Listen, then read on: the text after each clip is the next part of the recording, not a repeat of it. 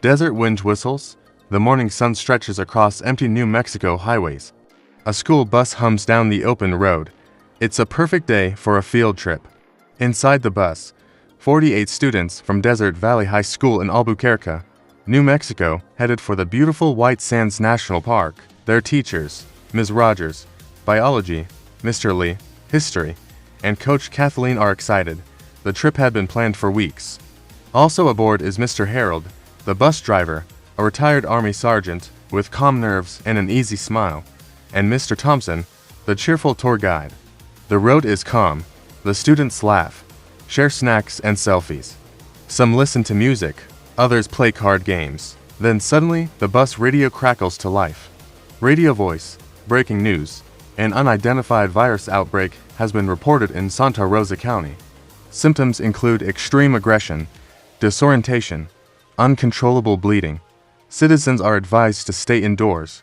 Repeat, citizens are advised to stay indoors. The teachers exchange nervous glances. Mr. Thompson quickly turns down the radio. Probably just a local scare, he says, forcing a smile. But just then, Mr. Harold slams on the brakes, yanks the wheel and shouts, "Something's on the road." Everyone stands up, peering out the windows. Lying across the asphalt is a man. He doesn't appear to be moving. Miss Kathleen squints through the windshield. He's bleeding. Is he breathing? Suddenly, the man jerks upright, his face torn and bloody. He looks at the students and lets out a horrifying screech. Then he begins to sprint toward the bus. Thump, thump, thump. He slams his blooded hands against the door. Screams echo inside the bus. Harold slams the doors shut and locks them just as the man begins to claw at the windows. Ms. Rogers grabs her phone. Call 911. Now, from the right side of the road, 3 more figures stumble out from the brush. They're covered in blood, groaning, limping, but fast. The students watch in horror as the figures shamble closer. They aren't rescuers. They aren't normal. One of the figures stumbles, crashing to his knees. Another raises its head, letting out a blood-curdling scream. The students huddle together, terrified. Someone screams. They're everywhere. Trapped in the middle of nowhere with no reception, the students are in grave danger. And whatever's out there seems to want them dead. Suddenly, Mr. Lee remembers the news report. It's that virus, he says, his voice shaking. The creature outside snarls, its eyes fixed on the bus. Then it begins to claw at the doors, its nails scraping metal. The students scream again as the creature smashes against the glass. Mr. Thompson, trying to be brave, tells everyone to stay calm, but his voice is shaky. Just then, one of the figures outside, seemingly the strongest, kicks the door open and lunges inside. The students scream and cower. It's a girl, or rather what was once a girl. Her skin is torn and hanging off her bones. Blood pours out of her, staining the floor. She lurches forward, reaching out a hand to grab one of the students. The others scream and scramble away. The creature lets out a guttural screech. Coach Kathleen, trying to protect the students, steps in front of her. The creature swipes at her, knocking her to the ground. The students watch in horror as the creature advances on the fallen coach. Then, as if sensing the danger, the other creatures barge past them and attack the girl. The students watch, stunned, as the creatures fight over their prey. Finally, the strongest of the 3 creatures stands, dripping and panting, holding a blooded meat cleaver. It lets out a final screech and disappears into the desert.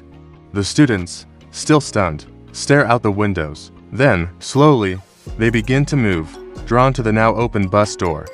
They have no idea what's out there, but they know they can't stay on that bus. As they file out, one by one, they hear the sound of heavy footsteps behind them. They turn to see the creature with the meat cleaver standing in the open doorway, its eyes blazing with a newfound hunger. In a flash, it lunges. The students scatter, running for their lives across the highway and into the desert. The creature howls in frustration as it watches them go. It turns back to the bus, disappearing inside. The students keep running, desperately searching for help. But, as the sun sets and the moon rises, they realize they may never be found. They're alone in the desert, with whatever else might be out there. Darkness fell across the desert. The bus sat stranded, surrounded by the undead. Windows shook under pressure. Inside, Fear spread like wildfire. Students ducked under seats. Someone tried to call 911, no service. Coach Kathleen whispered, "Stay quiet. Don't move." Mr. Harold tried to reverse the bus, but the wheels spun uselessly. They were stuck. Outside, the infected gathered. Their groans became louder. Their numbers kept growing. Then crash, a window shattered. A blooded hand reached through. Coach Kathleen swung a crowbar. Mr. Lee grabbed a fire extinguisher. They fought back. Ellie, a student, said, "My dad's a doctor." He said damage to the brain stops them. The message was clear. They had to survive together. With no power, the bus turned cold and dark. There was only one flashlight. Ellie remembered a ranger station 5 miles north. They split into 2 groups. One group, with Mr. Harold and Coach Kathleen, would head to the station. The other stayed back with Mr. Lee. They armed themselves with broken metal rods, seat legs, and makeshift shields. Then, they opened the emergency exit and ran into the night. Groans followed them, footsteps, shadows. One girl fell. A hand grabbed her ankle. Coach Kathleen turned and struck. The thing dropped. They kept running. At the ranger station, they found broken doors, blood-stained floors, and dead radios. But maps, water, and one flare remained. Mr. Harold said, "We follow the power lines west. It's our only shot." Ellie marked the route on paper. Back at the bus, the windows were cracking.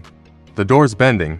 They couldn't hold much longer. Just then, a flare lit up the sky red and bright. From the ranger station, was it help or a warning? 2 days later, rescuers found the bus. Empty, broken, no bodies. Just one message, written in thick red ink across the inside wall: "We're not dead. We're adapting. Don't follow us." To this day, no one knows what happened to the students of Desert Valley High. Some say they made it to the mountains. Others say they became something else. But every year, drivers on that desert road report hearing strange noises. Footsteps in the sand ... and sometimes, the sound of a school bus engine running in the night. Now check out these terrifying tales of school, or watch this video instead.